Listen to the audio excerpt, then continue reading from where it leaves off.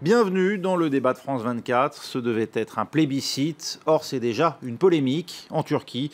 Le référendum constitutionnel voulu par le président Recep Tayyip Erdogan a bien vu la victoire du oui hier, du moins officiellement. Oui à cette réforme qui donne des pouvoirs élargis à l'actuel chef de l'État. Mais un oui donné gagnant d'une courte tête et surtout contesté à peine le résultat du vote rendu public. Florent Rodeau. La main sur le cœur, le Premier ministre turc affiche un large sourire, celui de la victoire. Devant une foule acquise à sa cause, Binali Yildirim a salué ce qu'il appelle le début d'une nouvelle ère. Avec ce vote, notre nation a donné la meilleure réponse possible à ceux qui sont derrière la tentative de coup d'État du 15 juillet dernier. L'organisation séparatiste terroriste du PKK et les forces de l'étranger qui sont les ennemis de la Turquie. Les deux principaux partis d'opposition dénoncent de leur côté des manipulations, des bulletins de vote non estampillés du sceau officiel ayant été validés. Ils demandent l'annulation pure et simple du référendum. Ce référendum a été organisé dans des circonstances injustes, tout le monde le sait. Nous respectons la décision du peuple turc, mais elle a été assombrie par le Haut Conseil électoral. Le référendum est ouvert au débat sur le plan juridique et dans la conscience des gens. Des soupçons de fraude confirmés ce lundi par le Conseil de l'Europe. Selon ces observateurs, le cadre juridique de ce scrutin n'était pas satisfaisant. Nous avons noté que la campagne a été menée dans des conditions inéquitables. La rhétorique de campagne a été ternie par certains hauts fonctionnaires, associant les partisans du non à des terroristes. Et dans de nombreux cas, les partisans du non ont dû faire face à des interventions de la police et des échauffourées pendant leurs meetings. Des critiques qui tranchent avec les propos du président du Haut Conseil électoral, qui a décidé de valider le résultat de ce référendum constitutionnel. Et on en parle avec ici même Nora Seni. Bonjour, vous enseignez à l'IFG, l'Institut français de géopolitique à l'Université de Saint-Denis à Paris. Vous avez également dirigé l'Institut d'études anatoliennes à Istanbul. Merci d'être avec nous. Selçuk Demir, vous êtes avocat, vous êtes secrétaire de l'Alliance des juristes franco-turcs. Guillaume Perrier, journaliste, vous avez été correspondant du Monde en Turquie entre 2004 et 2014 et vous avez réalisé le documentaire pour Arte, Erdogan, l'ivresse du pouvoir, un livre à sortir en 2017.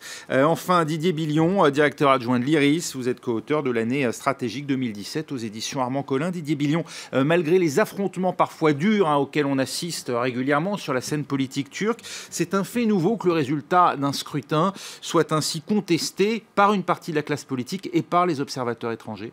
Non, ce n'est pas nouveau parce qu'on a constaté que lors des précédents scrutins, il y avait déjà eu des procédures de contestation. Alors évidemment, celles-ci seront probablement plus importantes parce que le climat politique en Turquie s'est depuis lors terriblement polarisé, c'est littéralement crispé. Les observateurs de l'OSCE indiquent assez clairement qu'il n'y a pas eu égalité de temps de parole, que les partis qui se réclamaient du non et qui préconisaient le vote non ont été soumis à des pressions. De ce point de vue, même si le résultat donne une courte majorité aux partisans du oui et aux partisans du pouvoir, on peut considérer qu'il n'y a pas eu égalité et équité dans le traitement des différentes options devant la question posée à ce référendum. Nora Seni, le Parti républicain du peuple, le CHP kémaliste, ainsi que le Parti démocratique des peuples, le HDP, considéré comme pro-kurde, estime que le vote est entaché d'irrégularité. Alors, on va en parler dans un instant sur les conditions dans lesquelles s'est déroulée cette campagne, mais aussi le jour même du vote, cette décision du Haut Conseil électoral qui, à la dernière minute, a modifié les conditions d'admission des bulletins en considérant comme valides des bulletins qui ne portaient pas le sceau officiel, qui n'étaient pas en fait estampillés du tampon des scrutateurs. Ils veulent porter la contestation aujourd'hui devant la Cour constitutionnelle en vue d'obtenir l'annulation pure et simple de ce scrutin. Ont-ils des chances d'obtenir raison ? Si on considère que la justice n'est plus très autonome et très indépendante en Turquie, ça va être très difficile. Mais il semble en effet qu'ils ont plutôt raison de le faire. C'est ce qui a été reconnu par les observateurs de l'OSCE et du Conseil de l'Europe, les conditions dans lesquelles les déclarations ont été faites de résultats avant même la fin de... le Haut Conseil n'avait pas fini d'annoncer encore le scrutin, les résultats du scrutin, que l'agence Anatolie avait déjà annoncé comme si les 90% des votes étaient décomptés, alors que 60% ne l'étaient encore pas. Oui.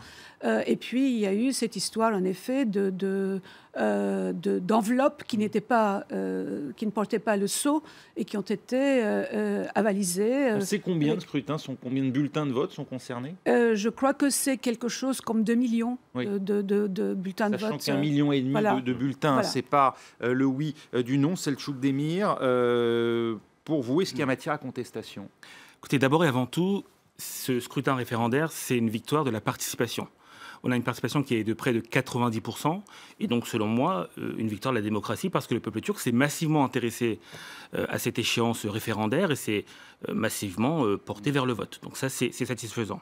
Ensuite, la Turquie, c'est un pays dans lequel on a des procédures de contestation des élections. Le Conseil constitutionnel se fera un avis de la réclamation éventuelle que pourra faire l'opposition. Enfin, mais vous, en tant qu'avocat, vous êtes choqué ou pas de voir qu'on modifie les règles d'admission des bulletins en cours, alors que les bulletins ont déjà été déposés dans les urnes ? En tant qu'avocat, j'attends de me faire une opinion sur une situation avant de l'avoir complètement évoquée. Pour l'instant, c'est l'argumentaire de l'opposition qui est apporté. Il faudrait voir également l'argumentaire de la majorité et également l'argumentaire de l'organe administratif qui a pris cette décision. En tout cas, le Conseil constitutionnel, dont certains doutent de l'impartialité, c'est quand même le même qui a remis en liberté Can Dündar il y a quelques mois. Donc on ne peut pas non plus complètement, comme ça, d'un revers de bras, considérer que la justice en Turc est aux ordres du pouvoir en place ou je ne sais quoi. Can Dündar qui est, pour ceux qui nous regardent simplement, pour expliciter... Allez-y. Oui, qui est un journaliste qui avait été libéré suite à une décision du Conseil constitutionnel, alors même que pourtant, il n'est pas trop en odeur de sainteté avec le président Erdogan. On va dire qu'un certain nombre de dirigeants du HDP sont aujourd'hui ce qui montre bien, oui, mais le Conseil constitutionnel n'est pas encore intervenu là-dessus. Ce qui montre bien donc que la justice peut prendre une décision qui va à l'encontre de ce que pense la majorité au pouvoir. Laissons la justice sereinement agir en l'occasion, puis on verra bien ce qu'elle dira. Guillaume Perrier, il y a, d'après vous, aujourd'hui des failles avérées dans ce scrutin, ou est-ce qu'on est uniquement pour l'heure au niveau des suppositions ? On est au niveau des suppositions, mais il y a un fait quand même qu'il faut rappeler, c'est que le Haut Conseil électoral a lui-même, le président du Haut Conseil électoral a lui-même expliqué qu'il avait validé un certain nombre de bulletins non tamponnés, alors même que la loi turque avait été modifiée en 2010, justement pour éviter ce genre de problème qui se présentait quasiment à chaque élection, et donc des bulletins non tamponnés ou mal tamponnés devaient être validés ou invalidés. Et cette loi avait été modifiée en 2010 pour éviter cela. Et là, le Haut Conseil électoral a malgré tout validé ce vote. Le reconnaît lui-même. Donc il n'y a pas de mystère sur le fait que des bulletins non tamponnés ont été validés. C'est pas l'opinion de l'opposition, en l'occurrence. C'est le président du Haut Conseil des élections qui le déclare. Donc je crois que c'est là la faille dans laquelle s'engouffre la contestation de ce résultat, puisque ça concerne quand même plus de 2 millions de bulletins. Et puis après, si on parle de règles, il faut quand même regarder les conditions dans lesquelles s'est tenue la campagne pour le référendum. Et là, pour le coup, si on parle de règles et d'équité, on voit bien que c'était une campagne totalement inéquitable et totalement asymétrique entre les partisans du oui et du non, avec des partisans du oui qui disposaient de tous les moyens étatiques et médiatiques à leur service, un temps de parole dans les médias qui est à peu près un rapport de 1 à 100 entre le non et le oui. Ça a été mesuré comment, ça ? Tout simplement, le temps de parole sur les chaînes de télévision principales, ça a été mesuré, et effectivement, il n'y a plus de conditions, par des organismes indépendants de ce point de vue-là. D'accord. C'est votre avis aussi, Didier Billon. Il y a eu un accès inéquitable, non seulement aux médias, mais plus généralement à l'espace public. Le camp du non n'a pas pu s'exprimer. Oui, les proportions évoquées par Guillaume Perrier sont exactes. Alors, il y a plusieurs rapports qui ont été faits. Je ne sais pas si ce sont par des organisations indépendantes, mais en tout cas, le principal parti de l'opposition parlementaire, le Parti républicain du peuple, a commis un document assez complet sur les temps de parole utilisés par les partisans du oui et du non, sur la totalité des chaînes de télévision, sur les radios, etc. Et les chiffres sont assez affligeants quand on les lit. Il y a cette disproportion absolue. Par ailleurs, vous savez qu'il y a un autre parti d'opposition parlementaire, le Parti démocratique d'époque que nous évoquions, dont 13 des dirigeants, députés, c'est un parti légal, c'est un parti parlementaire, sont actuellement emprisonnés. Nous savons aussi qu'il y a eu des pressions, y compris des pressions physiques, y compris des violences exercées contre la tenue de meetings, de réunions organisées par ce parti. C'est ce parti, pardonnez-moi, le HDP, dont la simple présence au Parlement dans la précédente Chambre avait empêché le parti, l'AKP, d'obtenir la majorité absolue et donc de faire passer à cette époque-là cette réforme constitutionnelle. Exact. Donc, dans ce climat de violence où on sait que par ailleurs les libertés démocratiques élémentaires ne sont plus respectées depuis déjà plusieurs années, mais le problème s'est amplifié depuis la tentative de coup d'État du mois de juillet dernier, il y a un ensemble de facteurs qui ne se réduisent pas seulement à la question des bulletins de vote, mais qui ont toute leur importance bien évidemment, mais qui montrent qu'il y a une polarisation qui a été voulue par le pouvoir, de cliver systématiquement les positions, de considérer... De diaboliser les tenants du non. Je dirais d'hystériser le débat, puisque M. Erdogan a même déclaré il y a quelques semaines que ceux qui prônaient le non étaient des complices des terroristes. Singulière façon de concevoir le débat démocratique. Alors on va écouter justement le président Erdogan, c'est une illustration effectivement des propos de campagne tenus par le chef de l'État. Écoutez. Donc que disent ceux qui sont contre les changements constitutionnels? S'ils disent que la Turquie est mieux gouvernée sans système présidentiel, cela veut dire qu'ils défendent les coups d'État, les coalitions, les crises et les périodes de chaos. Le référendum du 16 avril prochain sera la meilleure réponse donnée aux ennemis. Selçuk Demir, est-ce que ce sont des conditions normales de campagne? Cette polarisation, elle n'est pas seulement l'œuvre de la majorité au pouvoir, elle est également celle de l'opposition. On a par exemple un député de gauche de Konya, donc du Parti républicain du peuple, qui a quand même indiqué que celui où il l'emportait, il serait prêt à repousser les adversaires de la Turquie vers la mer. Enfin, je veux dire, la violence des propos, elle était des deux côtés de la barre, si je peux m'exprimer ainsi, et on ne peut pas non plus donc à tout le moins, vous dites que la responsabilité est partagée. Complètement considérer que c'est seulement le parti au pouvoir qui est responsable de tout ça. Par ailleurs, dans le sud-est de la Turquie, on sait que le PKK, qui est une organisation terroriste qui est, vous le savez, l'auteur de multiples attentats depuis maintenant 40 ans, mais en recrudescence depuis ces derniers mois, fait également pression auprès de certains électeurs, notamment d'origine kurde du Sud-Est, pour les pousser à voter pour le non. Donc cette pression, elle est également du côté de l'opposition. Et on ne peut pas non plus dire qu'on a d'un côté des loups et de l'autre côté des moutons ou des agneaux qui seraient comme ça persécutés, comme on le présente un peu partout en Europe, de façon complètement caricaturale. Je note quand même qu'en Turquie, 3 des 4 principaux quotidiens sont des quotidiens d'opposition, qui émettent à plus d'1 million d'exemplaires de façon quotidienne.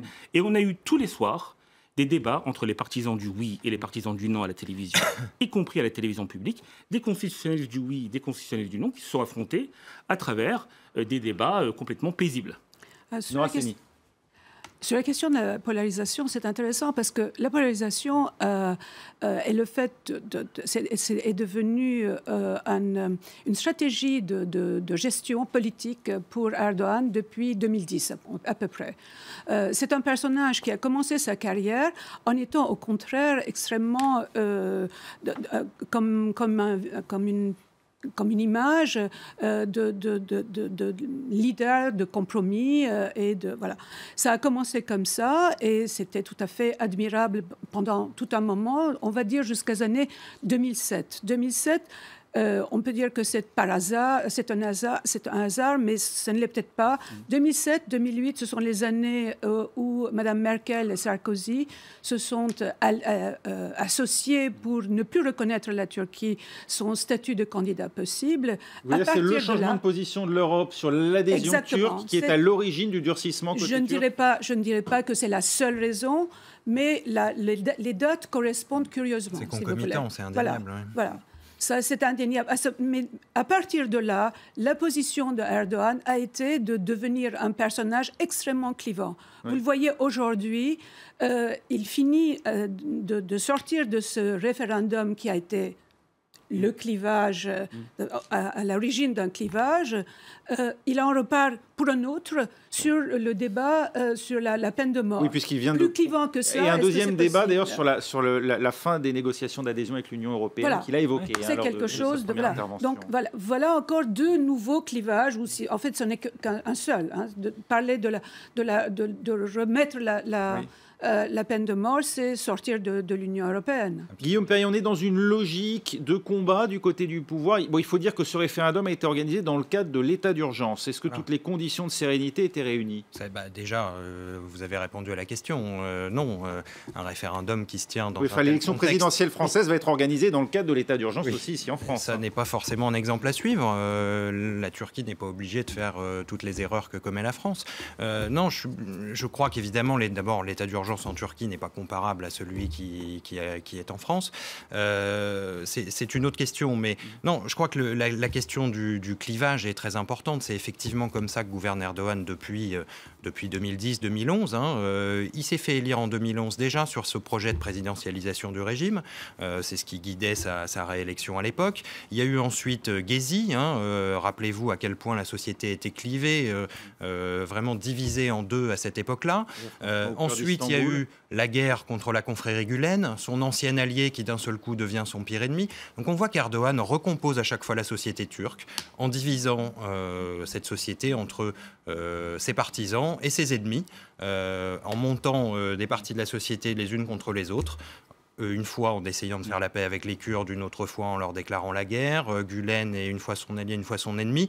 Aujourd'hui, Erdogan gouverne avec l'aile nationaliste. C'est curieux parce que c'est alors qu'il s'est fait finalement le plus d'ennemis, en tout cas qu'il s'est fâché avec le plus de monde, qui semble malgré tout en voie de se maintenir peut-être de la manière la plus nette, même si le résultat du référendum n'est pas à la hauteur de ce qu'il avait espéré, Didier Lilian. C'est quand même un responsable qui se prétend un homme d'État qui réussit désormais à avoir au moins 3 ennemis publics numéro 1. Ça fait beaucoup. Il y a le PKK qui a été évoqué par mon voisin, il y a la confrérie Gülen, il y a Daesh. Et l'Europe, j'y arrive comme ça. L'Union européenne est maintenant ciblée comme un ennemi de la Turquie. Donc, on comprend qu'il y a une sorte de dérive qui n'est plus contrôlable, une sorte de fuite en avant, de volonté de se présenter comme le sauveur suprême de la nation turque, de la patrie turque, qui par ailleurs connaît de véritables défis qui sont sérieux, multiplication des attentats, etc. Mais un homme d'État responsable, dans ce genre de situation, devrait plutôt tenter l'unité nationale plutôt que le clivage systématique. Et Selçuk Demir va réagir dans un instant. On doit marquer une courte pause et je vous redonne la parole d'ici 2 à 3 minutes. Restez avec nous.